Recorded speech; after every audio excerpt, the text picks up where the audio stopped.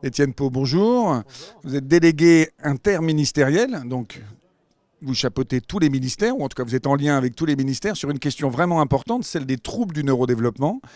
Troubles du neurodéveloppement qui regroupent les troubles du spectre de l'autisme, le TDAH, on va en parler, et tous les troubles 10, tous ces troubles des apprentissages, ce qui est quand même un très vaste domaine. Beaucoup a été fait sur les troubles du spectre de l'autisme. Je crois qu'aujourd'hui, la délégation a l'intention de s'intéresser encore plus qu'elle ne l'a fait jusqu'à présent au TDAH. Pouvez-vous nous dire quoi exactement? Quel est votre projet pour le TDAH? Alors déjà, ce projet, il se base sur l'expertise des professionnels dont vous faites partie, cher professeur Bonneau, et on a plaisir à travailler avec vous.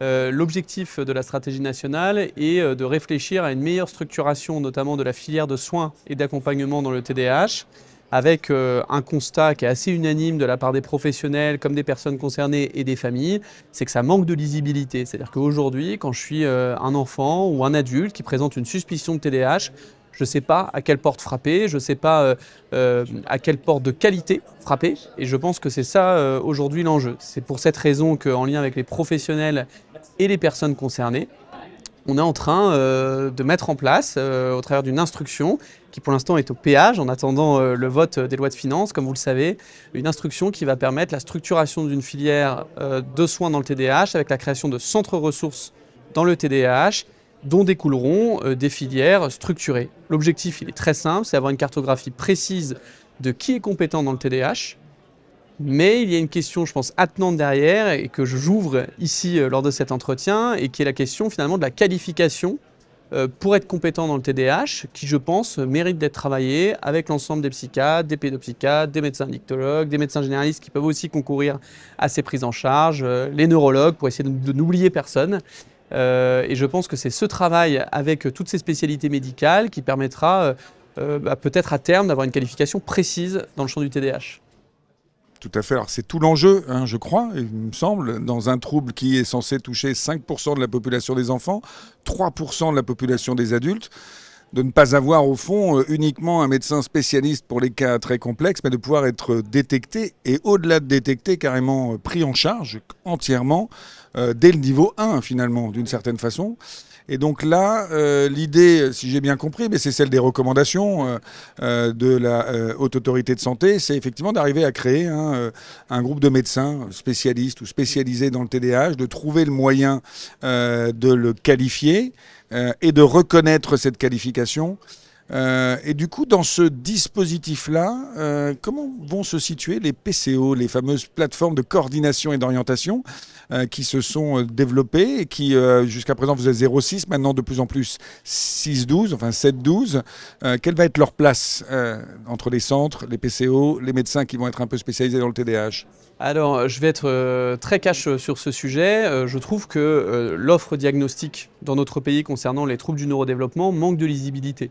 Donc j'en prends la responsabilité. On peut être d'accord là-dessus. Voilà, et je pense que finalement, on a tous concouru à cet éclatement de l'offre avec souvent des bons sentiments à la base, mais aujourd'hui, c'est devenu compliqué. Vous l'avez mentionné, on a nos plateformes de coordination et d'orientation qui fonctionnent très bien pour les enfants de 0 à 12 ans dorénavant et qui permettent de les orienter et de leur faire bénéficier d'un accompagnement précoce par un ergothérapeute, un psychomotricien ou un psychologue. Et ça, c'est fondamental chez les jeunes de 0 à 12 ans, mais il y a bien sûr toutes les personnes qui ont un âge supérieur. Mais donc, je l'ai bien précisé et je l'ai bien fait réécrire au sein de l'instruction. Les plateformes de coordination et d'orientation travailleront en concertation avec ces centres ressources TDAH. Et l'autre chose sur laquelle j'insiste, c'est que ces centres ressources TDAH, je ne souhaite pas que ça soit des structurations ou des créations de novo. Ça devra se caler sur des services existants, sur des dispositifs existants, autant que possible en lien avec les centres de ressources autisme, parce que vous savez comme moi que la co-occurrence des troubles du neurodéveloppement entre eux, elle est de 50%. Et donc ce qui est important, c'est que l'ensemble des Français puissent trouver un guichet à même, avec des professionnels compétents, à même de gérer un maximum de comorbidités. Et donc ça va nécessiter de plus en plus de partenariats et donc une vision de plus en plus transversale. Et je remercie les professionnels qui sincèrement s'investissent pleinement dans cette perspective.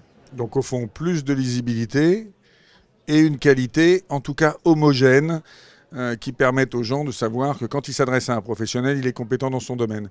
Plus lisible, plus homogène, meilleure qualité, franchement, plutôt plein d'espoir au fond.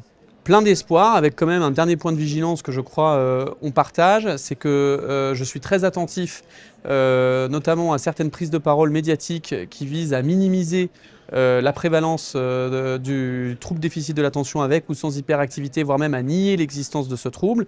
Je rappelle que dans notre pays, on est plutôt dans le sous-diagnostic, dans le champ du TDAH, et que de fait, on est également dans la sous-prescription, notamment de la molécule aujourd'hui disponible, qui est le méthylphénidate.